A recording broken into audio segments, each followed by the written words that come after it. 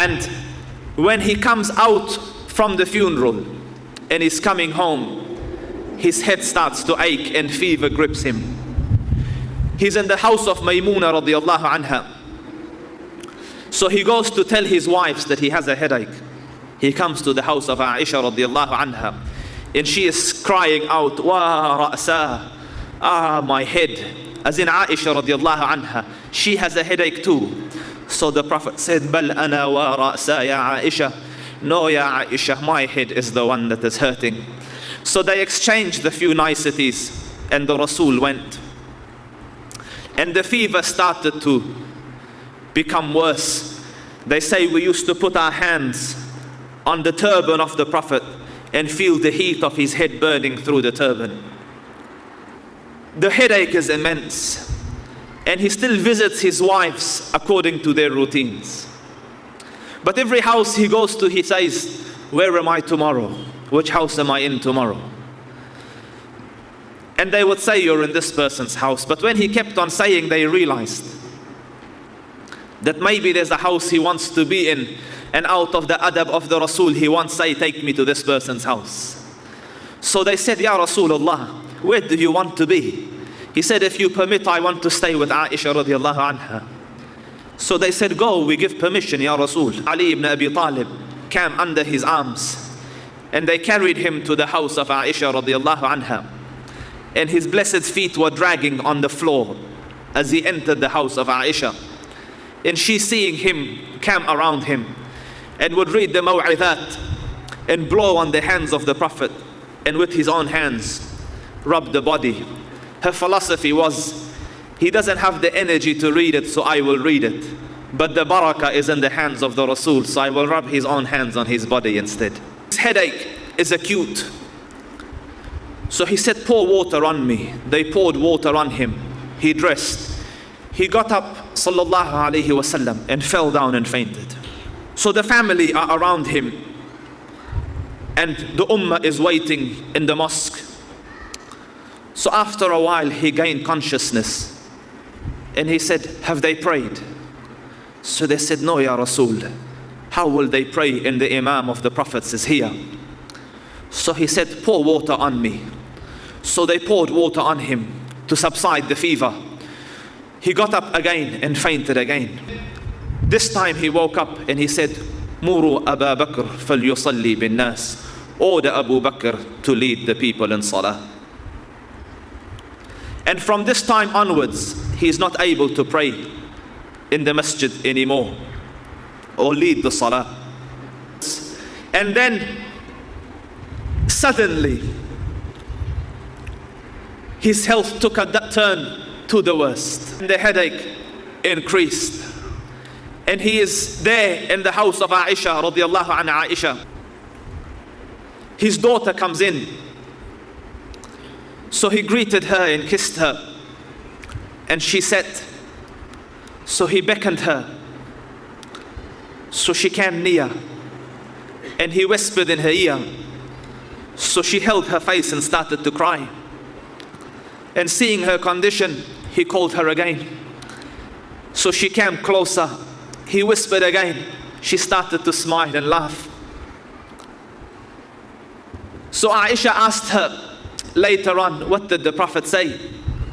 She said, "The first time he said, every year Jibreel used to come to me once.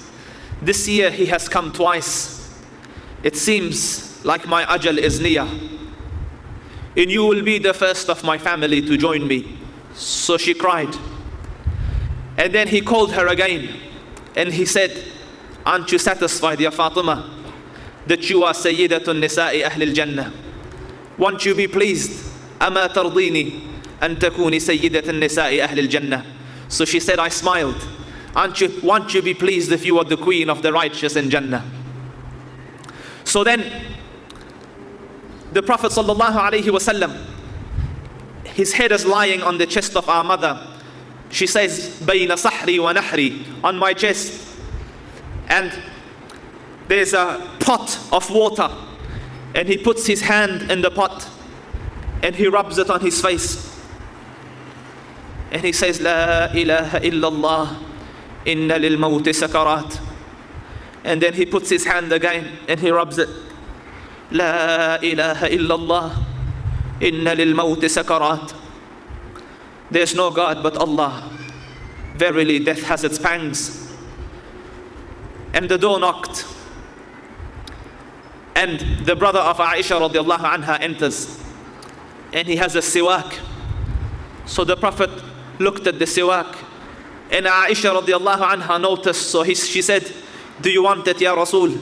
So he nodded, as though thinking, I will be meeting Dhul Arsh al-Majid and fa'alun lima yurid. Let me siwak my teeth. So she summoned for the siwak and softened it with her own teeth and with her own saliva, and then started to siwak his teeth. And he touches the water and puts it on his forehead. So then the fever increased, she panicked. And she reads the maw'idat to rub it on him. But he says, no, ya Aisha, but salillahumma ar-rafiq al-a'la. And she says he lifted his hand and his hand dropped. So she said, I said to myself, the Rasul had told me that the prophets are given a choice before death, either to live for eternity or the meeting of their Lord. And the Prophet has chosen the meeting of his Lord.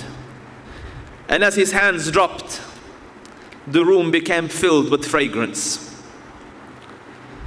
As the angels, when they take a righteous soul, they wrap it in the finest of perfumes. And Salama says, when he died, crying, sadness filled the room. And she comes near him, putting her hand on his blessed chest.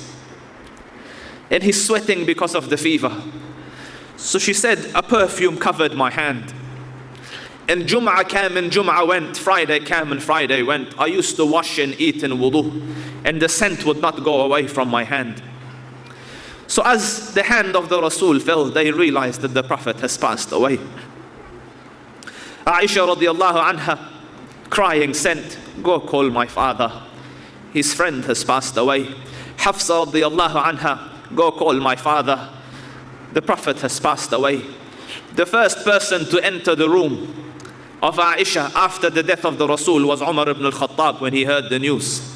But Umar is in total denial. He knocked, asked permission. Aisha covered herself. The other wives covered themselves. In the time of ham and gham, na'am, even in time of difficulty, they never forsook the deen.